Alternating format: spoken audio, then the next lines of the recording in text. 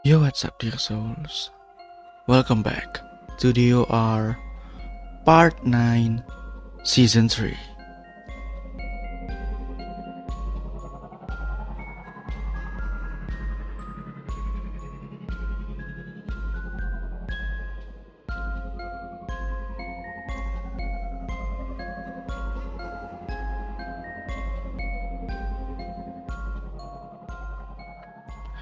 Oke, sorry nih, telat lagi upload videonya. Agak telat mungkin ya kalau gue bahas tentang Isabella Guzman.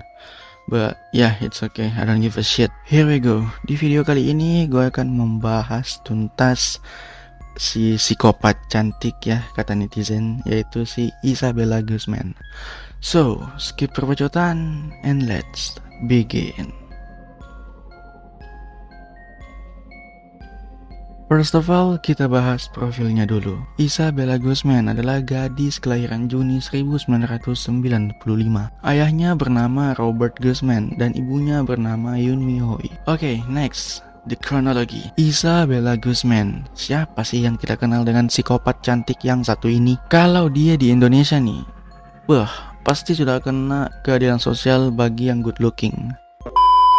Pada waktu itu dia masih berusia 18 tahun ketika melakukan perbuatan keji itu. Sebelum melakukan aksi kejahatan itu, Isabella memang punya konflik dengan sang ibu. Semuanya dimulai ketika sang ibu mengambil keputusan untuk menikah lagi dengan seorang pria yang bernama Rian Hoi. Dan si Rian ini juga membeberkan kalau Isabella memang sering bertengkar dengan ibunya. Isabella juga sebelum melakukan kejahatan itu sempat ngemail ibunya dengan kalimat yang berisi "you will pay" atau Anda akan membayar. Merasa terancam dengan email itu, Yunmi sang ibu lalu melaporkan itu kepada polisi. And then polisi pun datang ke rumahnya dan polisi pun membenarkan kalau memang ada konflik di keluarga ini. Ya, masalah keluarga biasa lah. Dan lalu setelah itu polisi pun menyebut bahwa masalah ini sudah selesai.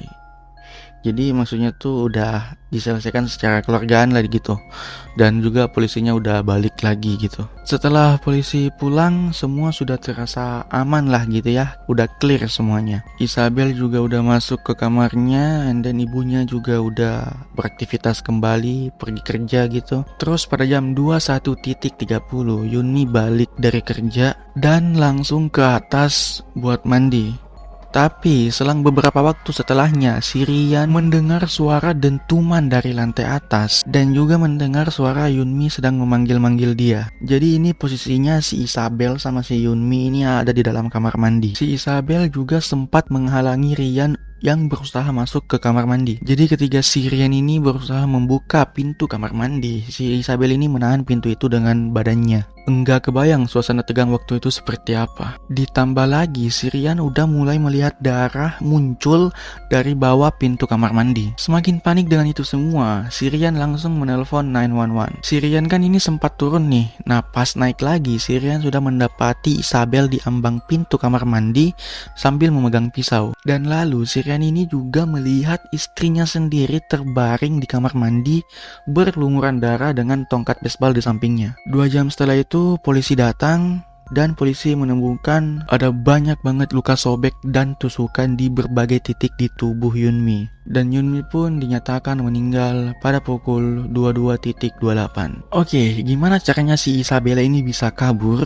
Nah, si Isabella ini kabur tapi disaksikan oleh Rian gitu loh. Jadi dia keluar dari kamar mandi, melewati Rian begitu saja dengan tatapan yang kosong. Intinya pas polisi sampai, dia udah nggak di rumah. Tahu-tahu dia ada di minimarket dekat rumahnya doang. Di sana dia bersih-bersih dan berbohong kepada petugas minimarket kalau dia adalah korban pemerkosaan di Denver dan berhasil melarikan diri. Terus dia juga menonaktifkan HP-nya supaya nggak bisa dilacak. Dan di minimarket itu dia mencuci rambutnya di wastafel and then ganti baju. Pokoknya bersih-bersih lah gitu. Tapi dia menolak untuk diteleponkan polisi sama penjaga minimarket itu. Nggak tahu kenapa sih penjaga minimarket itu bisa percaya gitu aja. Mungkin karena dia good looking kali ya. Dia juga menolak untuk diantarkan pulang. Keesokan harinya, tepatnya pada tanggal 29 Agustus 2013, Rian ke kantor polisi dan diinterogasi oleh detektif Mike Prince all about this problem. kronologi, latar belakang, dan lain-lain. Dan lalu si Ryan ini pun bercerita bahwa kedua orang tua kandung Isabel ini sudah bercerai pada tahun 1999. Dan sejak saat itu Isabella tinggal bersama ibunya. Ketika Isabella berusia 7 tahun, ibunya ini mengirim Isabella untuk tinggal sama ayahnya aja. Karena ibunya udah gedek banget, udah jengkel banget gitulah dengan tingkah laku Isabella. Sejak saat itulah hubungan mereka semakin memburuk dan sering banget bertengkar.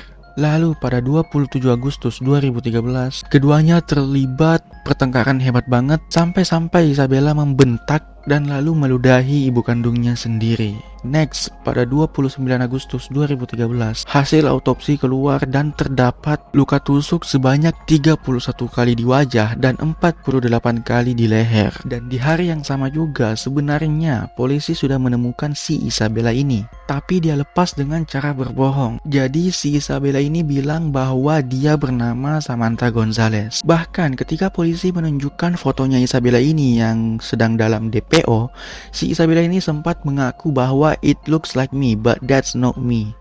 Atau artinya, itu memang mirip sama saya, tapi itu bukan saya. Dan si polisi ini percaya aja gitu. Damn, orang good looking itu emang gampang dipercaya ya.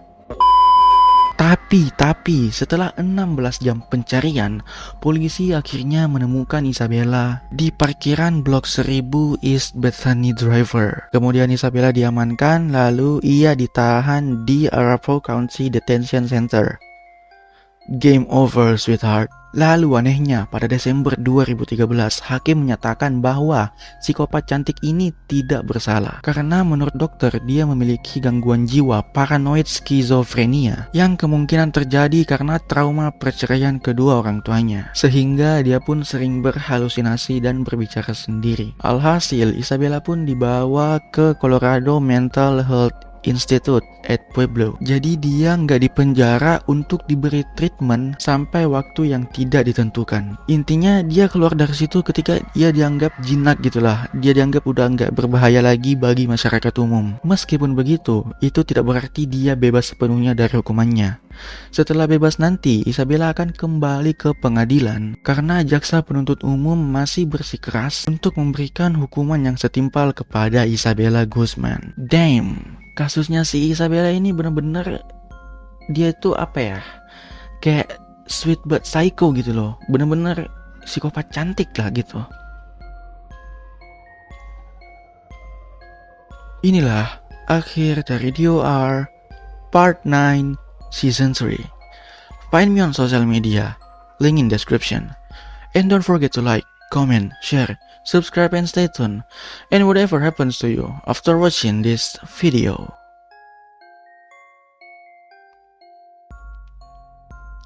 let it flow.